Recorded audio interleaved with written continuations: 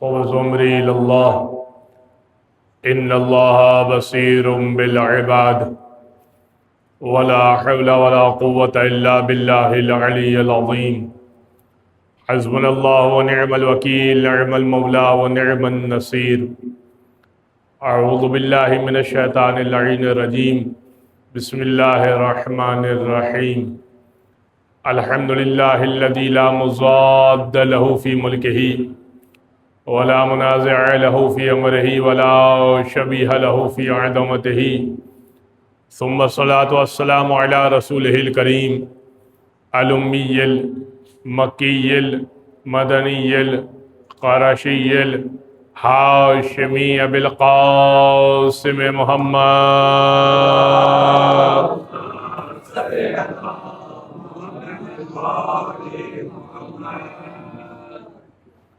وعلى أهل بيته الطيبين الطاهرين واللعنة الدائمة على أعدائهم أجمعين من يوم ظلمهم وعداوتهم إلى قيام يوم الدين أما بعد فقد قال الله سبحانه وتعالى في محكم كتاب مبين بسم الله الرحمن الرحيم ويقول الذين كفروا لست مرسلا قل كفى بالله شهيدا بيني وبينكم ومن عنده علم الكتاب وقال في كتاب مبين أيضا بسم الله الرحمن الرحيم خذ العفو وأمر بالعرف وأعرض عن الجاهلين صلوات على محمد وآل محمد.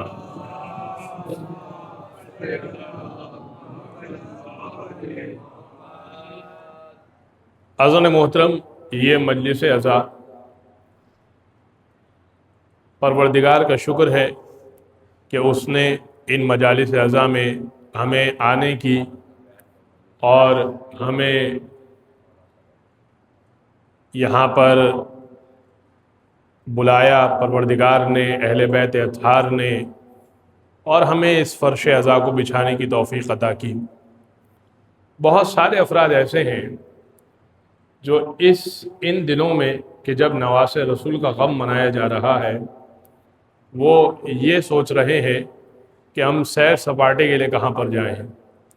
یہ ان کی بدبختی ہے، یہ ان کی کم ظرفی ہے، یہ ان کی کم علمی ہے کہ انہیں معلوم نہیں ہے، انہیں اندازہ نہیں ہے کہ یہ کون سا خانوادہ ہے کہ جس کی وجہ سے تمہاری مسجدوں میں اشہد اللہ الہ الا اللہ وَأَشْهَدُ أَنَّ مُحَمَّدُ رَسُولُ اللَّهِ کی صدائیں بلند ہو رہی ہیں. تمہاری مسجدوں سے اور ہماری مسجدوں سے آج اگر اللہ اکبر بلند ہو رہا ہے تو فقط حسین ابن علی کی وجہ سے بلند ہو رہا ہے.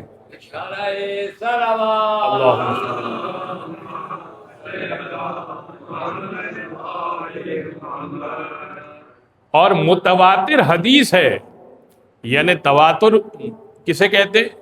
تواتر اسے کہتے ہیں کہ ایک کے بعد دوسرے اور دوسرے کے بعد تیسرے اور چوتھے راوی نے بھی ایسا ہی کہا ہو کہ ہاں رسول نے یہ کہا ہے، یعنی اس کے اندر کوئی شک موجود نہ ہو. یعنی یہ حدیث جو اب میں پیش کر رہا ہوں، یہ حدیث متواتر ہے. اتنی تواتر سے آئی، اتنی فریکوینٹ آئی، اتنی زیادہ وارد ہوئی کہ یقین ہے کہ یہ رسول اللہ کی حدیث موجود ہے. اب وہ حدیث کیا ہے؟ حسین منی وانا من الحسین. اب توجہ کیجئے گا جو میں آپ کی خدمت میں بات پیش کرنا چاہ رہا ہوں. یہ تمہیدی گفتگو ہے جو 5-7 منٹ عام طور پہ چلا کرتی ہے. دیکھیے اذان گرامی، وہ سارے فضائل جو کسی کے لیے کہہ دیے گئے، جو کسی کے طرف منسوب کر دیے گئے تھے نہیں پھر بھی بیان کر دیے گئے، رسول نے بیان نہیں بھی کیے پھر بھی رسول سے نعوذ باللہ جھوٹ منسوب کر کے کہہ دیے گئے. چلے مان لیتا ہوں میں کہ کہے، وہ سارے فضائل ایک طرف رکھیے اور رسول کا ایک قول ایک طرف رکھیے. حسین منی وانا من الحسین، حسین مجھ سے ہے، میں حسین سے ہوں. ایک فضیلت یہ حسین ابن علی کی کسی ایک کے بارے میں تو لا کر دکھائیے، کسی ایک کے بارے میں تو لا کر دکھائیے. آپ نے جتنی بھی فضیلتیں گڑھی ہوں کسی کے بارے میں بھی گڑھی ہو، رسول نے کہی ہو، ہم اس سے بحث نہیں کر رہے، مگر حسین و منی وانا من الحسین، حسین مجھ سے ہے، میں حسین سے ہوں۔ مطلب کیا ہے اس کا؟ اس کو سمجھیے گا۔ دیکھیں، ایک ہوتا ہے انسان کا حسب، ایک ہوتا ہے انسان کا نسب۔ نسب کیا ہوتا ہے؟ بھائی میں اپنے والد سے ہوں، میرے والد ان کے والد سے ہے، تو نسب یعنی سلسلہ، کس سلسلے سے ہے، کس فیملی سے ہے۔ جو فیملی ہوتی ہے، جو خاندان ہوتا ہے، وہ کہلاتا ہے نسب، ٹھیک ہے؟ اور ایک ہوتا ہے حسب۔ مثال کے طور پہ متولی امام بارگاہ، یہ حسب ہے اس کا، یہ اس کی شان ہے۔ حسب یعنی کیریکٹر، حسب یعنی کردار۔ آسان کر رہا ہوں آپ کے لیے تاکہ آپ بات سمجھیں۔ حسب یعنی کردار، حسب یعنی کیریکٹر، حسب یعنی انسان کی بنیاد کن چیزوں پر ہے، انسان کیا اپنے آپ کو ریپریزنٹ کرتا ہے سوسائٹی میں۔ تو ایک ہے انسان کا حسب اور ایک ہے اس کا نسب۔ نسب یعنی وہ کس فیملی سے بلونگ کرتا ہے، کس خاندان سے ہے۔ ممکن ہے کسی اونچے خاندان سے ہو، بہت اونچا نسب ہو، مگر حسب اچھا نہ ہو۔ مثال دوں میں آپ کو، حضرت نوح کا بیٹا، نسب تو بہت اچھا ہے، حسب اچھا نہیں ہے، کیریکٹر اچھا نہیں ہے، ٹھیک ہے؟ تو عین ممکن ہے کہ نسب تو بہت اچھا ہو، حسب اچھا نہ ہو، کیریکٹر اچھا نہ ہو، کردار اچھا نہ ہو، ٹھیک ہے؟ اور عین ممکن ہے کہ نسب بہت عالی نہ ہو، حسب بہت عالی ہو۔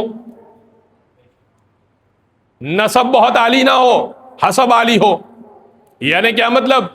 خاندان بہت پائے کا نہ ہو مگر خود کمال کا ہو۔ مثال دوں جناب خدیجہ الکبریٰ کی، خاندان بہت کمال کا نہیں تھا، خاندان میں روحانیت تھی، ہر بندہ جا کر اللہ کو یاد کرنے کے لیے چلا جاتا تھا جنگل بیابان میں، تو کوئی بہت شاندار خاندان نہیں تھا، مگر جناب خدیجہ کا کردار اتنا عالی تھا، شان ایسی تھی کہ رسول نے منتخب کیا زوجہ کے لیے۔ اگر یہ بات یہاں تک سمجھ میں آ گئی، حسب اور نسب، میں کچھ اور سمجھانا چاہ رہا ہوں لیکن میں نے یہ حسب اور نسب خالی الفاظ کو سمجھانے کے لیے اتنی جو ہے نا وہ محنت کی ہے آپ تک کہ آپ تک بات پہنچے۔ ایک ہے حسب، ایک ہے نسب۔ حسب یہ کہ انسان کا کیریکٹر کیا ہے۔ اب میرا حسب یہ ہے کہ میں ذکر اہل بیت کرتا ہوں، کیا خوبصورت ہے کہ یہ ذکر اہل بیت کرنا خوبصورت ہے، تو حسب بھی خوبصورت ہے۔ نسب انسان کا ضروری نہیں ہے کہ اچھا ہو۔ آپ سنیے اس حدیث کو اس طرح سے جس طرح سے میں بیان کرنا چاہ رہا ہوں۔ حسین منی وانا من الحسین، حسین مجھ سے ہیں، میں حسین سے ہوں۔ حسین مجھ سے ہیں، یہ حسین کا نسب ہے۔ حسین مجھ سے ہیں، حسین کی فیملی کیا ہے؟ حسین مجھ سے ہیں۔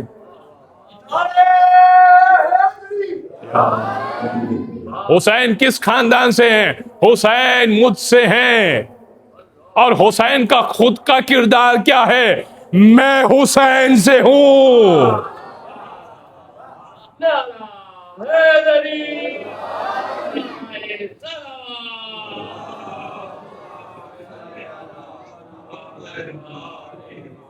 توجہ ہے عزیزان گرامی، یعنی اس حدیث کو کچھ اور طریقے سے سمجھاؤں۔ بھائی حسین و منی وانا من الحسین، 3 شعبان سن 4 ہجری سے لے کر 10 محرم 61 ہجری تک حسین و منی، حسین مجھ سے ہیں، اور 61 ہجری سے لے کر قیامت تک میں حسین سے ہوں۔ میں حسین سے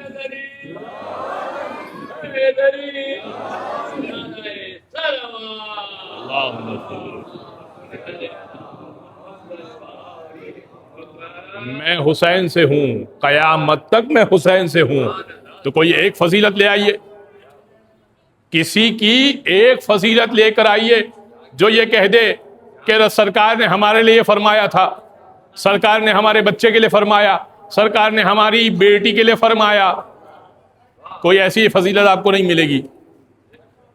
لہذا یہ حسین ابن علی کا مقام و مرتبہ ہے کہ رسول خدا خود حسین سے ہیں.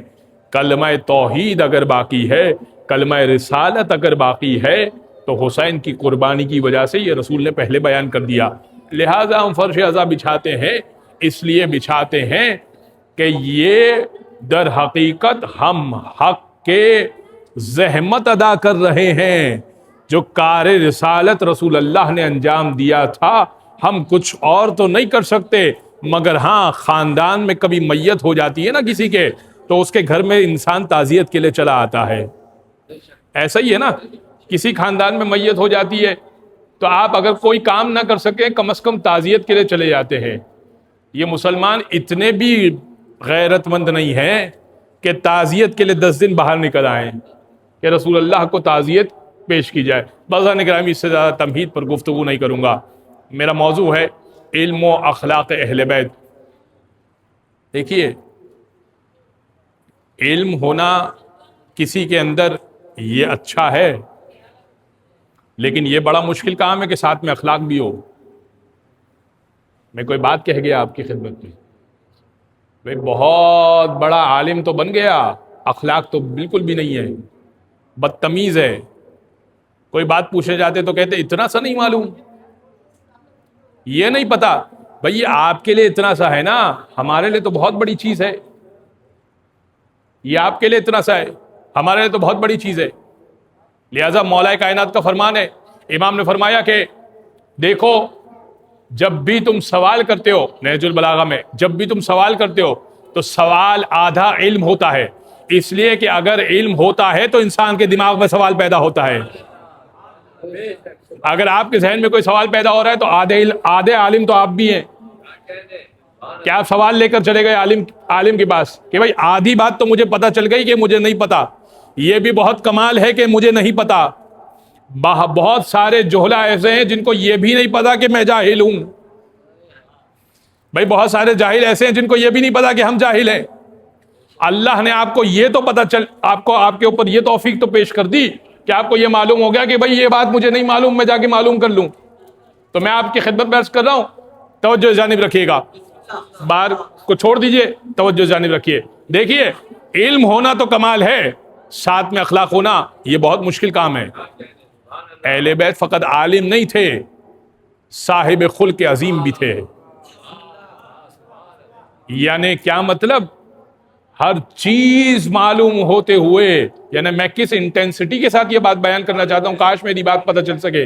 معلوم ہے کہ سامنے والا کس نیت کے ساتھ سوال کر رہا ہے، معلوم ہے کہ سامنے والا جھوٹ بول رہا ہے، معلوم ہے. یعنی علم صرف ان کا اتنا نہیں تھا کہ جو اللہ نے دیا ہے، یعنی اس حد تک کہ جو ہم دنیا میں سیکھتے ہیں اور تھوڑا بہت معلوم ہے. اللہ کا دیا ہوا علم لدنی ہے، یعنی غیب کا بھی معلوم ہے، اس کے دل میں کیا چل رہا ہے وہ بھی معلوم ہے، جو سوال وہ بھول چکا وہ بھی معلوم ہے، جو سوال وہ کرنے آیا ہے وہ بھی معلوم ہے، سوال کا جواب لے کے کہاں جائے گا یہ بھی معلوم ہے. تو ہر بات کے معلوم ہونے کے باوجود اہل بیت اطہار نے کبھی بھی جھڑکا نہیں ہے کسی کو. یہ کمال ہے. اب سمجھیے گا، اگر یہ بات اور یہ تمہید یہاں تک سمجھ میں آ گئی تو اب آپ سمجھیے گا اس واقعے کو جو میں پیش کرنا چاہتا ہوں. صادق آل محمد کے دور میں ایک درود پڑھتے صادق آل محمد کی ذات پر.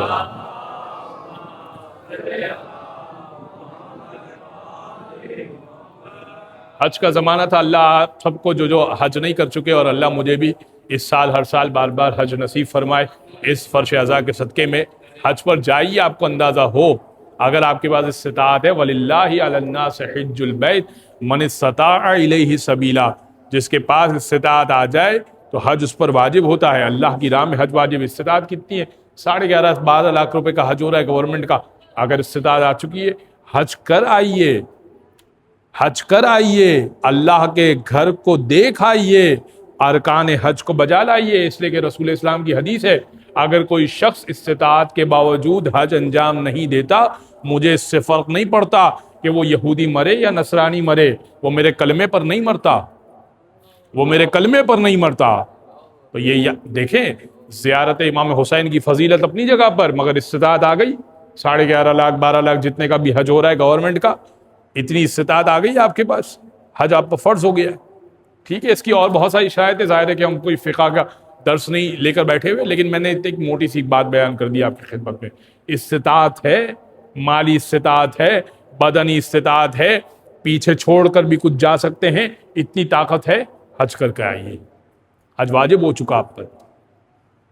صادق آل محمد کے زمانے میں لوگ آیا کرتے تھے حج پر، تو ظاہر ہے کہ مہینوں کا سفر ہوا کرتا تھا، اور مسجد نبوی میں بھی لوگ قیام کیا کرتے تھے. آج کے دور میں بھی لوگ مسجد نبوی میں تھوڑا آرام کر لیتے ہیں، البتہ یہ کہ ذرا سختی برتی بھی ہے. تو امام مسجد میں نماز پڑھ رہے تھے، حاجیوں حج جو ہے وہ شوال کے بعد سے حاجی آنا شروع ہو جاتے ہیں، شوال کے بعد سے حاجی آنا شروع ہو جاتے. تو امام نماز پڑھ رہے تھے اور حاجی مدینہ میں آ چکے تھے.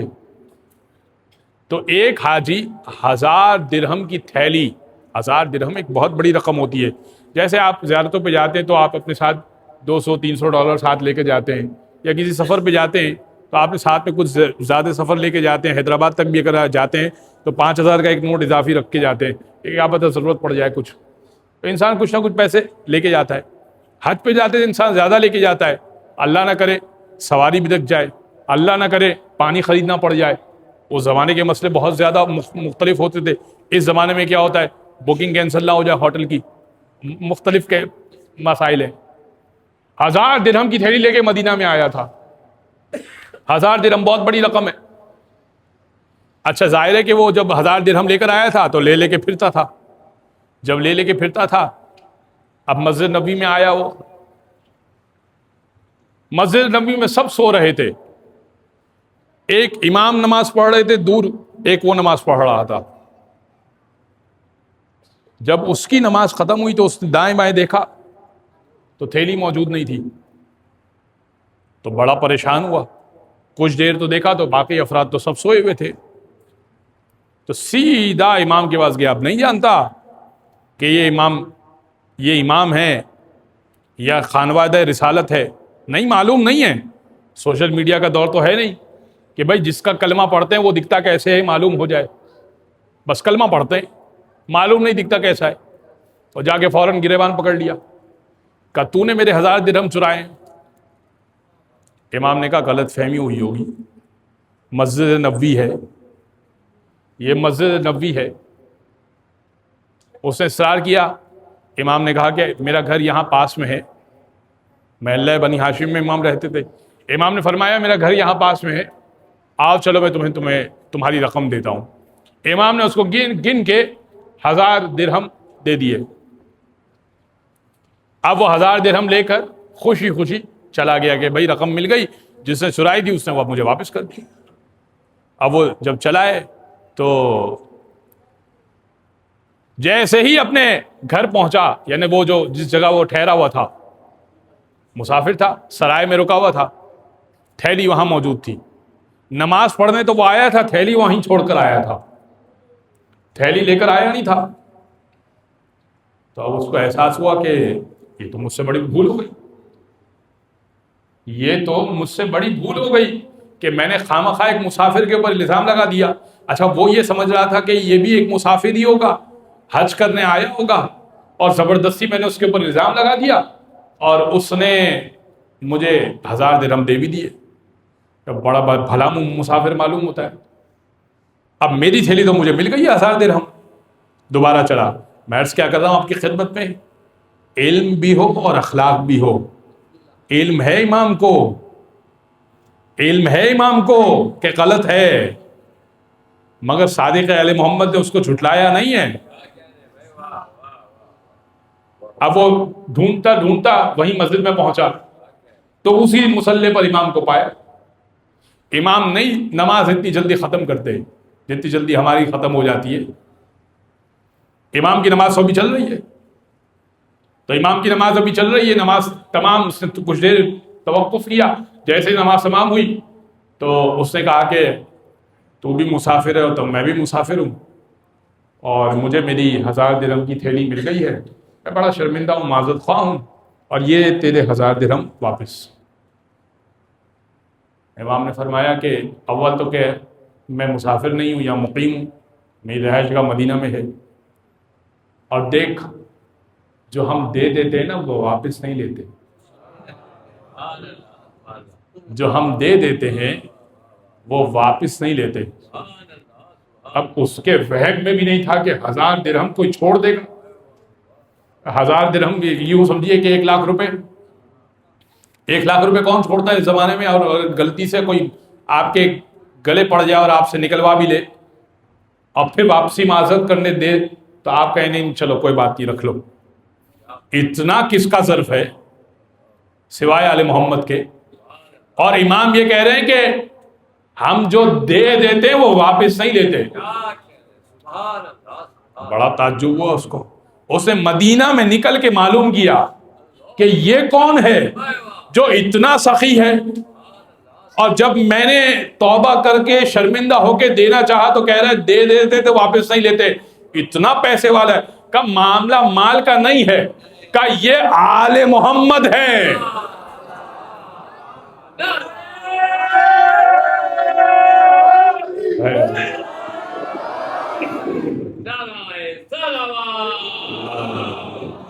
صلی علی محمد۔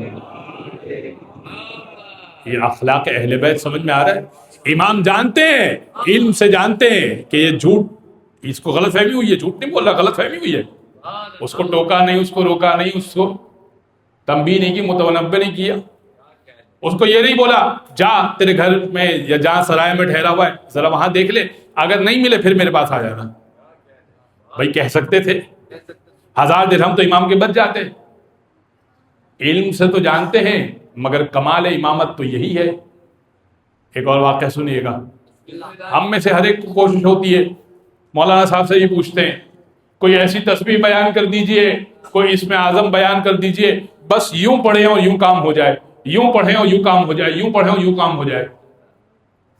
اچھا آپ کو لاکھ سمجھائیں، اور میں سمجھا بھی رہا ہوں ابھی یہاں سے دوبارہ سمجھاتا ہوں، چلیں کسی اور جگہ تو سمجھایا، آپ کو سمجھاتا ہوں کہ تسبیح فاطمہ زہرا اس سے بڑھ کر اللہ نے، تھوڑا سا آگے آگے تشریف لے آئیے، پیچھے مومنین جو ہے وہ پھر بالکل آخر تک پریشان ہو جاتے ہیں، گرمی بھی ہے، تھوڑا پنکھا بھی ان کو کسی کو میسر ہو جائے گا، یہاں بہت جگہ ہے، آ جائیے درود پڑھ دے محمد۔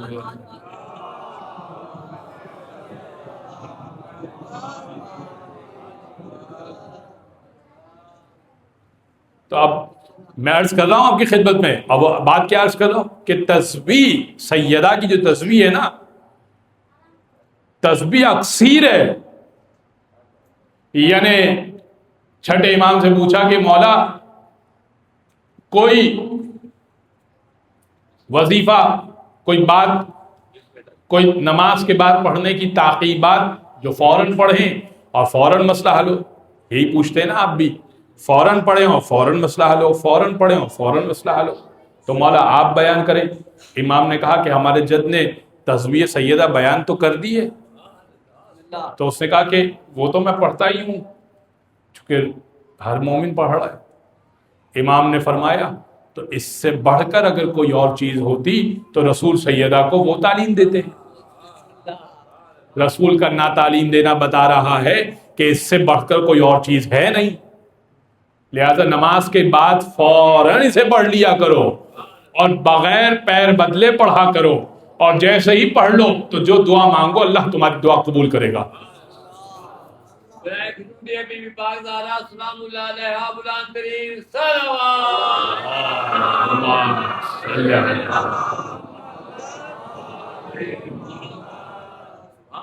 اب اس نے امام سے کہا کہ مولا کوئی اسم اعظم، بس اچھا اسم اعظم جو ہے وہ ایک ایسا اسم، اللہ کا کوئی ایسا اسم کہ جس سے نظام توبہ والا ہو سکتا ہے، ایک بار آپ نے پڑھا تو مثال کے طور پہ بن موسم کا پھل آ سکتا ہے، مثال کے طور پہ بارش نہیں ہو رہی ہو اس بستی میں بارش ہو سکتی ہے، مثال کے طور پہ آندھیاں چل سکتی ہیں، مثال کے طور پہ کسی کے گھر میں آگ لگ سکتی ہے، کیا نہیں ہو سکتا اس سے؟ اور کمال یہ ہے کہ اللہ کے 73 اسم اعظم ہیں، 72 آل محمد کو عطا کیے ہیں۔ صادق آل محمد کی روایت ہے کہ اللہ نے 72 ہمیں عطا کر دیے ہیں اور اللہ کے ہیں 73. تو اس نے پوچھا کہ مولا پھر 73واں کیوں نہیں دیا؟ کہ خالق اور مخلوق میں فرق بیان کر رہے ہیں. خالق اور مخلوق میں فرق بھی تو ہو کہ وہ خالق ہے اور ہم اس کی مخلوق ہیں. لہذا اللہ نے ہر چیز ہمیں نہیں بیان کر دی، کچھ رکھا اپنے لیے. تو اب آیا اس کے پاس، مولا کے پاس آیا اور آنے کے بعد کہنے لگا مولا اب یہ میں کس غرض سے یہ واقعہ سنا رہا ہوں جو رسول اسلام کو پروردگار نے کہا کہ 3 اخلاق کو تھام لیجئے، خذ العفو وامر بالعرف واعرض عن الجاہلین. معافی کو تھام لیجئے، نیکی کا حکم دیجئے، واعرض عن الجاہلین، اور جاہلوں سے گریز کیجئے. تو معاف کرنا تو بہت زیادہ آج کل مشکل ہو گیا ہے. اب مسئلہ تو یہ ہے کہ final words should be mine. آخری الفاظ تو ہمارے ہونے چاہیے، آخری بات تو ہماری ہونی چاہیے. جب تک ہم جواب نہ دے دیں تب تک سکون نہیں ملتا، قلب میں مطمئن نہیں ہوتے. یہ اب سنا رہا ہوں واقعہ، سنیے گا. اس نے کہا مولا کہ کوئی اسم اعظم تعلیم دیجئے. امام نے کہا کہ اچھا تجھے معلوم ہے اسم اعظم کیا چیز ہوتی ہے؟ کہاں مجھے معلوم ہے. تہو بالا ہو جائے گا نظام. امام نے کہا ٹھیک ہے. کہا ایک کام کر، میرے گھر سے نکل، باہر جا، تھوڑا سا چل، جو پل آئے اس پل پہ جا اور دیکھ، جو ہو رہا ہے وہ دیکھ کر آ اور مجھے بتا. امام کا حکم تھا، مدینہ کا واقعہ ہے. وہ تھوڑا سا نکلا باہر، ایک جس جگہ امام نے بیان کیا تھا وہاں اس طرح پل بنا ہوا تھا، وہاں گیا تو پل پر ایک بوڑھا ضعیف، بہت شدید ضعیف، اتنا شدید ضعیف، اس قدر اس میں ضعف آ رہی ہے کہ وہ کمر جھکا کے چل رہا ہے، کمر تھام کے، کمر جھکا کے وہ چل رہا ہے. اور ایک گھوڑ سوار تھوڑی دیر بعد آیا، تیزی سے، جوان ہے، تیزی سے گھوڑا دوڑاتے ہوئے آیا. اس نے زور سے دھکا دیا اس ضعیف کو، بوڑھے کو، کہ بھائی راستے سے ہٹو، میرا گھوڑا جائے گا. جیسے ہوتا ہے نا بھائی ہماری پروٹوکول کی گاڑی جاتی ہے آپ ہٹے. یہ نہ کیا کرے، یہ اچھی بات نہیں ہے. کسی کو زبردستی، ہاں آپ کو ارجنسی ہے، کسی کو ہارن دے رہے ہیں آپ کو بھائی جانا ہے، ارجنسی ایک بات الگ ہے. کسی کو روک میں رکھنا اور پریشان کرنا یہ ٹھیک نہیں. تو سنیے گا، اس نے دھکا دیا بوڑھے کو، بوڑھا گر گیا. ظاہر ہے اس میں ضعف تھا، ناتوانی تھی. اب وہ گھوڑ سوار تیزی سے چلا گیا. اچھا مولا نے کہا تھا دیکھ کر مجھے بتانا ہوا کیا. جب وہ آیا تو آنے کے بعد اس نے کہا کہ مولا میں نے ایسا ایسا دیکھا ہے، کنفرم ظلم دیکھا ہے، کنفرم. ایک جوان نے ایک بوڑھے آدمی کو، جبکہ راستہ موجود تھا، اس نے زبردستی جان بوجھ کے دھکا دیا کہ میرے گھوڑے کے آگے سے ہٹ. دھکا مار کے گھوڑے کو دوڑاتے ہوئے وہ چلا گیا. وہ بوڑھا گر گیا. کہ اگر اس میں اعظم تیرے پاس ہوتا تو کیا کرتا؟ کہ مولا بس پڑھتا، اس جوان کو تہوبالا کر دیتا، نیست و نابود کر دیتا. امام نے کہا بس اب میں بتاؤں وہ بوڑھا کون تھا. کہ وہ جو بوڑھا تھا نا وہ ہمارا چاہنے والا ہے، اور اس کو ہم نے اس میں اعظم تعلیم دے دیا ہے. اس کو ہم نے اس میں اعظم تعلیم دے دیا ہے، مگر وہ تو اس میں اعظم کو استعمال کر کے زمین و آسمان کے نظام کو تہو بالا نہیں کر رہا. میں تمہیں اس لیے نہیں بیان کر رہا کہ تم نے اس میں اعظم کو اپنے مفادات میں استعمال کرنا شروع کر دینا ہے. لوگوں کو معاف کرنا سیکھو، جاہلوں سے درگزر کرو، اس لیے کہ نظام اس طرح سے چلتا ہے کہ جس طرح سے پروردگار چاہتا ہے کہ نظام چلے. ورنہ کیا نہیں کر سکتے تھے حسین ابن علی؟ کیا نہیں کر سکتے تھے حسین ابن علی؟ ابھی منزل مذاہب کو سمجھانے کی لفظ کر رہا ہوں. کیا نہیں کر سکتے تھے علی اصغر؟ ایڑی رگڑتے تو چشمہ پھوٹ جاتا. کیا مشکل کام تھا؟ مشکل کام تو نہیں تھا، مگر چلتا اسی طرح سے نظام ہے کہ جس طرح سے پروردگار چلانا چاہے گا چلے گا اسی طرح سے. اہل بیت اطہار نے مقام و مرحلہ امتحان میں کبھی بھی اپنے علم اور طاقت کا استعمال نہیں کیا. آج باتیں بہت کرنی تھی، ایک اور بات پیش کر دیتا ہوں. نہ فقط اہل بیت نے بلکہ اہل بیت کے جو پکے چاہنے والے ہوتے ہیں انہوں نے بھی اپنے ذاتی مفاد کے لیے کبھی بھی اپنی بہادری، اپنی شجاعت، اپنے علم، اپنی دانائی اور اپنے، آج کل کی زبان میں کہیے، اپنے ریسورسز، اپنے تعلقات کو استعمال نہیں کیا. اور نہ یہ اہل بیت نے پسند کیا، نہ اہل بیت کے پکے اصحاب نے کیا یہ کام. اپنے مفاد میں نہ کیجیے. یہ اخلاق اہل بیت ہے. مالک اشتر کا واقعہ ذہن میں ہے. مالک اشتر ایک مرتبہ گزر رہے تھے مسجد کوفہ کے باہر سے. ایک شخص نے مالک کو دیکھا اور بس وہ کسی بات پر اس نے زور سے دھکا دیا مالک کو. مالک کو دھکا دیا کیونکہ مالک بازار سے گزر رہے تھے، راستہ کم تھا، اور فحش الفاظ بولے. کچھ فحش الفاظ بولے کہ کہاں تم اتنی تنگ جگہ میں اپنا گھوڑا لے کر آ گئے. مالک اشتر نے کچھ بھی نہیں بولا. جنگ صفین کا کمانڈر ان چیف ہو، صفین کی پوری جنگ ہاتھ میں دے دی ہے مالک اشتر کے. علی جیسا اعتماد کرتا ہے وہ کیا ہوگا، وہ کیا ہوگا. اچھا یہ پہچانتا نہیں ہے. لوگوں نے کہا تم جانتے ہو کون تھا یہ؟ کون تھا؟ کہا جس کے سینے پہ تم نے گھونسا مارا ہے نا، اور جس سے تم نے فحش الفاظ میں گفتگو کی ہے، یہ علی کا سپہ سالار تھا، یہ مالک اشتر تھے. نام تو تم نے سنا ہوگا، دیکھا ہوگا نہیں. یہ تھے مالک اشتر. اب تو کاٹو تو لہو نہیں. اب فوراً تلاش کرنے گیا مالک کو کوفہ کی گلیوں میں، تو دیکھا کہ مالک کا گھوڑا مسجد کوفہ کے باہر بندھا ہوا تھا اور مالک اندر نماز پڑھ رہے تھے. انتظار کیا اس نے. مالک باہر آئے تو کہنے لگا مالک مجھے معاف کر دیجیے گا، مجھے معلوم نہیں تھا کہ آپ جو ہے وہ علی کے سپہ سالار ہیں. کہا دیکھ میں نے پہلے ہی معاف کر دیا ہے، مگر اللہ تجھے معاف کر دے، میرا تو ارادہ نہیں تھا کہ میں اس وقت نماز پڑھوں، وقت نماز ہوا نہیں ہے، مگر تیرے گناہ کے لیے میں 2 رکعت نماز اندر پڑھنے گیا.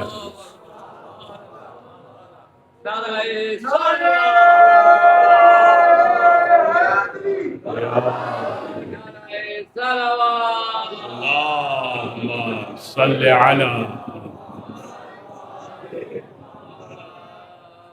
نہ فقط علی والا بھی اپنے مفادات میں بہادری کو استعمال نہیں کرتا. جتنا اللہ نے آپ کو مرتبہ دیا ہو، جتنے وسائل دیے ہوں، جتنے اختیارات دیے ہوں، آپ کسی کی یوں سمجھیے کہ اب سمجھانے کے لیے عرض کر رہا ہوں کہ جسے کہتے ہیں نا اینٹ سے اینٹ بجا دے سکتے ہوں، اپنے مفاد میں نہ کیجیے. اپنے مفاد میں نہ کیجیے. اخلاق اہل بیت یہ نہیں ہے. اس لیے کہ کمال یہی تو ہے کہ اہل بیت کی خاطر ضبط کیا جائے. اس بات کو سمجھا جائے کہ وہ جس کے ماننے والے ہیں اور ہم جس کے ماننے والے ہیں، اگر وہی کام کریں جو ان کے بڑے کرتے تھے،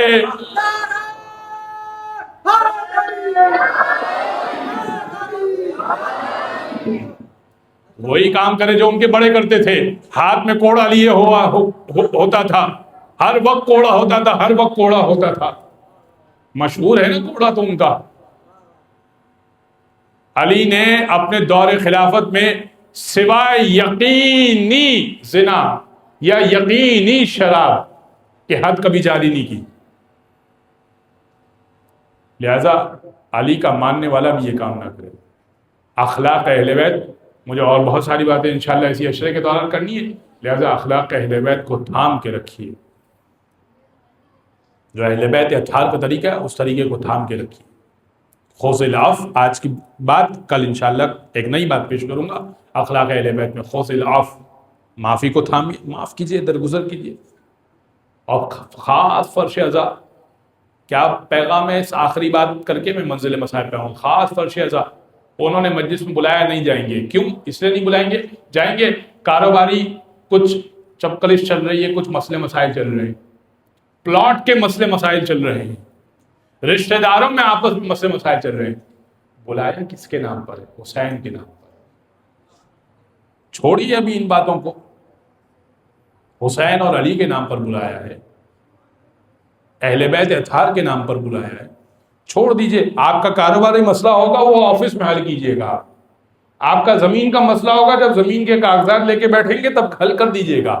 جب فرش عذاب بچ جائے تب یہ مسائل نہیں ہوتے کہ ہم ان کے یہاں نہیں جائیں گے, وہ ہمارے یہاں نہیں آئیں گے. نہیں, اگر مجلس کی دعوت دی ہے ضرور جائیں گے. دوسروں کو بھی دعوت نہیں, ان کو نہیں بلانا. انہوں نے ہمارے 10 لاکھ روپے کھا لیے, کیوں نہیں بلانا؟ پڑوس میں رہتے ہیں آپ کے سگا بھائی ہے, آپ کا خون ہے. 10 لاکھ روپے کھا لیے نا, وہ قیامت میں اللہ کو جواب دے. مگر آپ مجلس میں نہیں بلا لینا, آپ قیامت میں اللہ کو جواب دے الگ. آپ علیحدہ سے جواب دے ہیں, وہ تو 10 لاکھ کا جواب دے ہے, اور آپ کو تو حسین پکڑیں گے کہ تو نے میرے نام پہ مجلس رکھی تھی, سگے بھائی کو نہیں بلایا.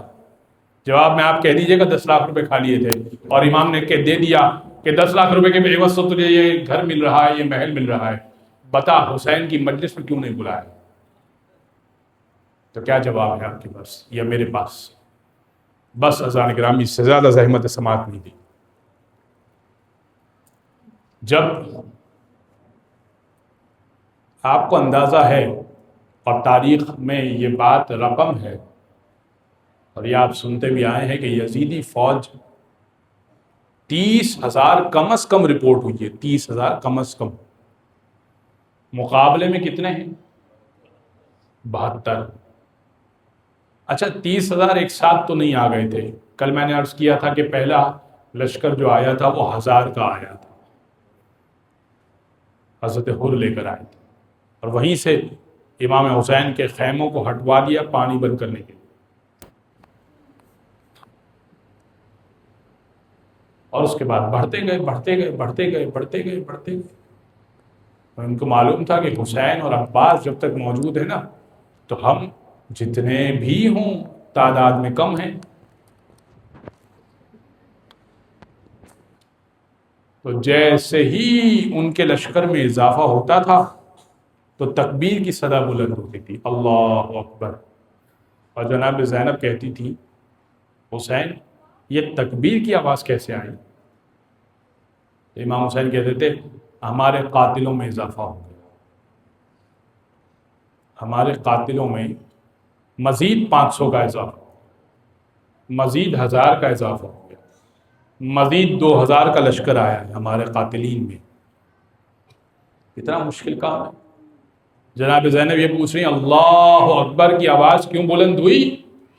اور امام حسین کہہ رہے ہیں کہ ہمارے خلاف 1000 کا لشکر آ گیا.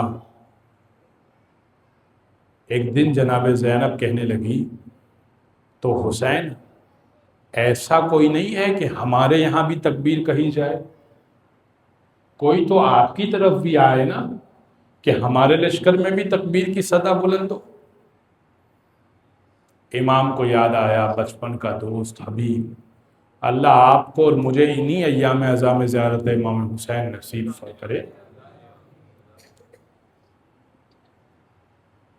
حسین نے بڑا مختصر سا خط لکھا, من الحسین ابن علی الی رجل فقی حبیب ابن مظاہر.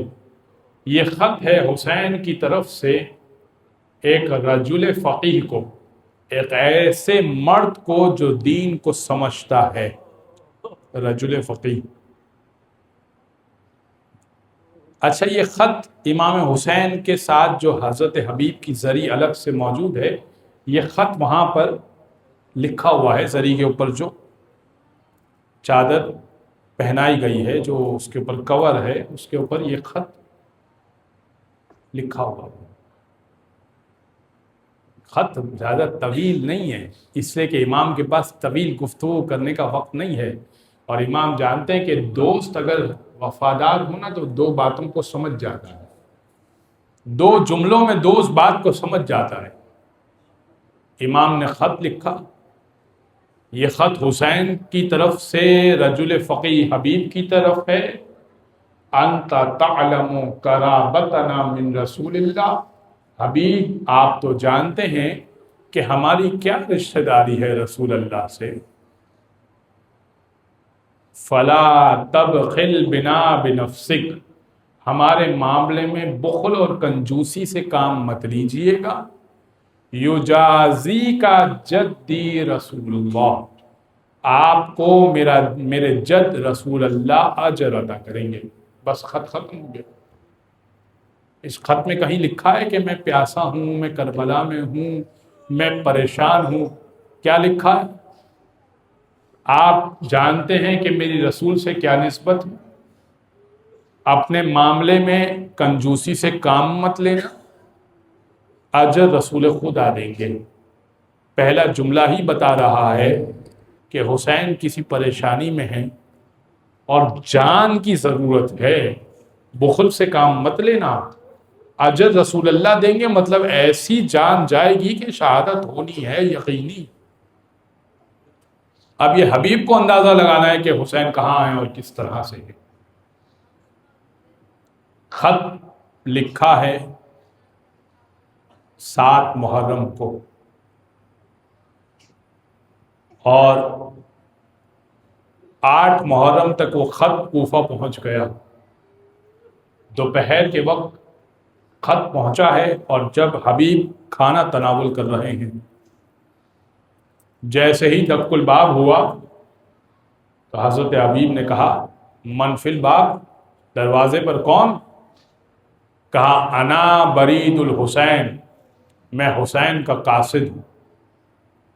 اسے کہا اے پروردگار، حضرت حبیب نے کہا اے پروردگار، تیرے حبیب کا یہ قول ہے کہ جب بھی کھانا کھایا کرو تو کسی کے لیے مت اٹھا کرو، مگر یہ تو حجت خدا کا خط آ گیا، حجت خدا کا خط آ گیا، میں اس کھانے کے لقمے کو چھوڑ کر حجت خدا کے خط کو لینے جا رہا ہوں۔ بس حبیب اٹھے، دروازے کی طرف بڑھے، خط کو وہیں کھولا، اس لیے کہ اندازہ نہیں تھا، یہ تو معلوم تھا کہ کوفے کے حالات تو سخت ہیں، یہ نہیں پتا تھا کہ رسول اللہ کے نواسے نے مدینہ کو چھوڑ دیا ہے۔ خط پڑھا، خط بند کیا، غلام کو بلایا، اس لیے کہ ان کو اندازہ تھا کہ وقت نہیں ہے۔ غلام کو بلایا، غلام سے کہا اے غلام، کوفہ کے باہر گھوڑے کو لے جا، میرا انتظار کرنا، مغرب ہوگی نا تب میں آ جاؤں گا، اندھیرا تھوڑا چھا جائے گا۔ اندر آئے، زوجہ نے پوچھا حبیب دروازے پہ بڑی دیر لگی، کیونکہ ظاہر ہے کہ غلام سے بھی باتیں کی، کہا دروازے پہ بڑی دیر لگی، کھانا ٹھنڈا ہو رہا ہے، کون تھا دروازے پر؟ کہا حسین کا قاصد تھا۔ کہا کیا کہہ رہا تھا؟ قاصد کیا کہہ رہا تھا؟ خط میں کیا لکھا تھا؟ حبیب نے کہا خط میں حسین نے مدد کے لیے پکارا ہے اور چاہتے ہیں کہ میں ان کی مدد کو جاؤں۔ کہا پھر کیا سوچا آپ نے؟ کہا بس میں سوچ رہا ہوں کہ مدد کو جاؤں یا نہ جاؤں، اس لیے کہ اگر مدد کو گیا نا تو پھر میری جان جائے گی اس کے اندر۔ زوجہ نے کہا حبیب تو یہ میرے ہاتھ کی چوڑیاں آپ پہن لیجئے اور تلوار مجھے دے دیجئے۔ جب زہرا کا لال پریشان ہے اور آپ بچپن کے دوست ہیں، اتنا احترام رسول خدا آپ کا کیا کرتے تھے، اور آپ یہ کہہ رہے ہیں کہ میں سوچ رہا ہوں، یہ کوئی سوچنے کا وقت ہے؟